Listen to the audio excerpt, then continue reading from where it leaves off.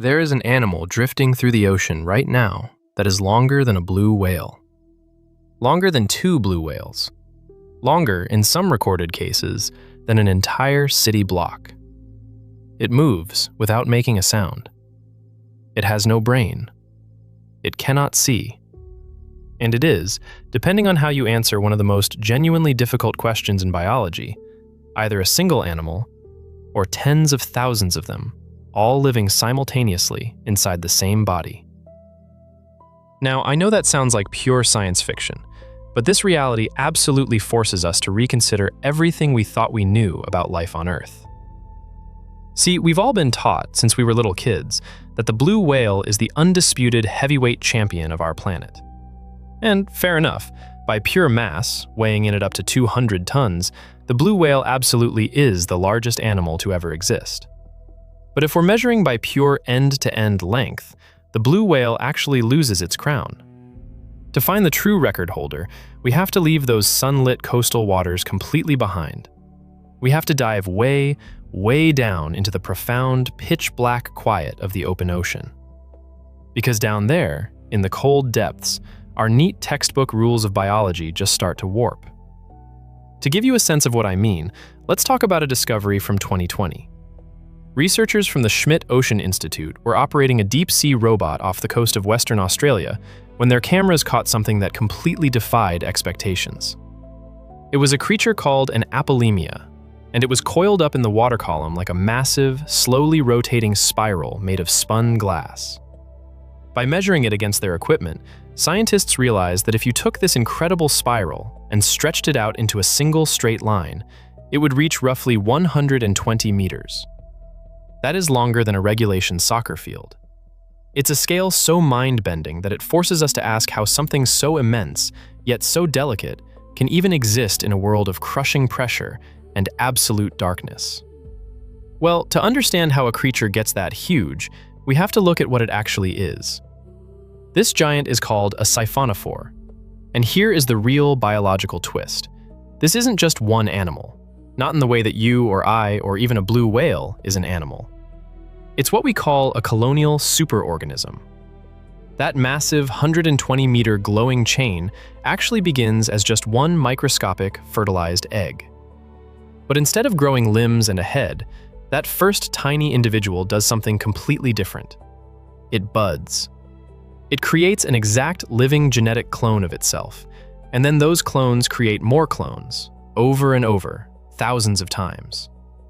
We call these individual clones zooids, and they stay permanently locked together, floating as a single unit in the deep. But here's where it gets truly wild. As the colony grows, these thousands of zooids don't just stay identical. They go through extreme physical transformations. They specialize. Each clone physically morphs into a completely different shape, becoming a living tool hyper-optimized for just one single biological task. Imagine if the cells in your own body decided to detach, become entirely separate living creatures, and just hold hands. They essentially trade their ability to do everything so that they can do one specific thing absolutely perfectly. The secret to how they pull this off is their incredible division of labor. Take movement and feeding, for example. Some of these clones transform into what are called nectophores. These act basically as the swimming muscles of the colony, little bell-shaped thrusters that fire in perfect sync to push the whole massive chain through the abyss. Meanwhile, other clones turn into gastrozooids. These become the digestive system, dropping long, stinging tentacles out into the void to snatch passing prey. The crazy thing is, the swimming clones can't eat, and the eating clones can't swim. They rely entirely on each other just to survive the day. And that specialization doesn't stop with eating and swimming. As light softly refracts through their gelatinous tissue, we can see other clones, called gonozoids, dedicating their entire existence purely to reproduction, making sure the colony's genetic code gets passed on. And right at the very top of the whole structure, another highly specialized clone, a pneumatophore, acts as a gas-filled float, perfectly controlling the buoyancy for the entire 100-meter chain so it can gracefully glide up and down in the water. Literally none of these individuals has the tools to survive alone in the ocean for even a few hours if separated. They perish. But together, they thrive. So how do they actually share the load? They are all bound together by this central shared stem, a filament-thin, translucent tether connecting every single clone from top to bottom. But it's not just a physical rope holding them together, it's a living pipeline. When those feeding zooids catch a meal in the dark, they digest it and actually pump the nutrients right through this hollow stem. The food flows out to the swimming clones, the reproducing clones, the floating clone at the top. Everything is shared. This is how tens of thousands of clones manage to function completely seamlessly, acting as one unified body, perfectly sharing the exact energy they need to drift through the marine snow. Now, you might be thinking this all sounds like some alien deep-sea anomaly you're never going to see. But there's a very good chance you've already met one of these superorganisms. Behold a very familiar stranger. If you've ever seen this electric blue float washed up on a sunny beach, you know the infamous Portuguese Man O War. For centuries, naturalists and beachgoers looked at this stinging menace and just assumed it was a type of jellyfish. But it isn't. The Portuguese Man O War is, and always has been, a surface-dwelling siphonophore. That distinctive blue sail catching the wind, that's just one enormously enlarged zooid, whose sole job in life is to stay inflated. And when you look just beneath the ocean's surface, the true, terrifying scale of this floating city really reveals itself. While that big blue float sails the ocean breeze, it trails a deadly arsenal below. Those venomous tentacles are actually thousands of individual hunting zooids, stretching up to 30 meters deep into the blue water. So if a swimmer or a fish brushes against a Man O War, they aren't touching the legs of a single jellyfish. They are actually getting tangled in thousands of specialized hunting clones, casting a 30-meter net, all while their siblings literally steer the ship above. But while the Man O War claims the sunlit surface, the true titans of this family live way back down in the quiet dark. If we drop back down to around 600 to 1,000 meters deep, we find Praia Dubia. This is a deep-sea giant that routinely hits 40 to 50 meters in length. It looks like a ghostly, glowing thread suspended in the cold currents.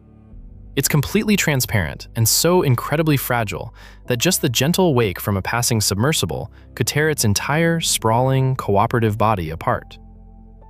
And the thing is, these magnificent, delicate chains aren't rare anomalies at all. There are roughly 175 known species of siphonophores drifting out there right now.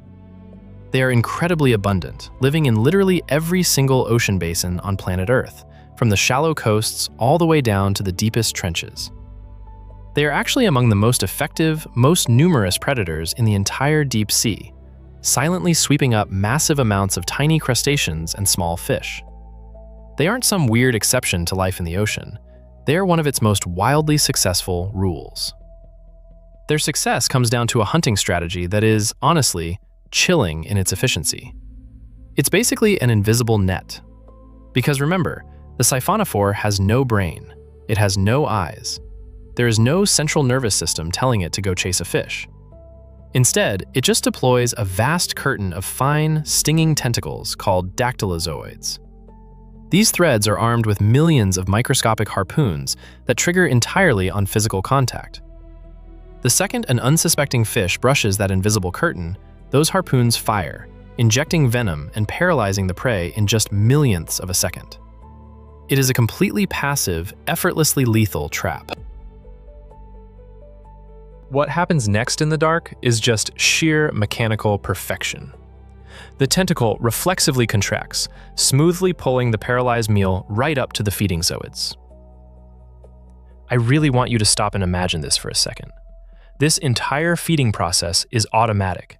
It's happening continuously, all along a creature that might be 100 meters long, catching and digesting prey without eyes to see the target, without a brain to plan the ambush, without any sort of central command calling the shots. It is just a perfectly tuned biological machine, running purely on instinct and reflex. And that is precisely what brings us to the very edge of our biological understanding. We are forced to look at two completely opposing realities at the exact same time. On one hand, we are looking at one unified body, a single entity that shares one genome, grew from one fertilized egg and operates on a single shared metabolism. But on the other hand, we are undeniably looking at thousands of individual living things, zooids that are born, live, and die as discrete physical entities. Our basic human intuition screams that a living thing has to be an individual. You are you. A whale is a whale. But looking at a siphonophore, that neat little intuition just completely shatters. It shatters because we suddenly have to weigh the concept of organs against organisms. We look at these specialized clones doing the job of a stomach or a lung or a thruster, and we see organs. But they are simultaneously whole living organisms in their own right. What these giant siphonophores prove to us is that individuality isn't a fixed, rigid box. Individuality is a spectrum.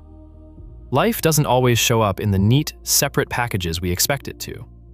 It could be a vast, cooperative chain that exists at two distinct levels of life in the exact same breath, completely breaking our definition of what an animal actually is. And that is a permanent truth about our world. As we watch a giant siphonophore drifting away into the absolute blackness, we aren't just looking at a weird deep-sea bug. We are witnessing a system of living that has been perfected over hundreds of millions of years. These superorganisms were drifting through ancient, silent oceans long before the very first fish ever evolved, operating flawlessly as one and many at the exact same time. They have survived every single mass extinction this planet has ever thrown at them, completely and utterly untroubled by our human inability to properly define them. They are a profound reminder that life on Earth is far more fluid, far more cooperative, and far more wonderful than we ever imagined. The ocean has been running this perfect experiment in the dark, offering us a masterpiece of biology that simply, magnificently is.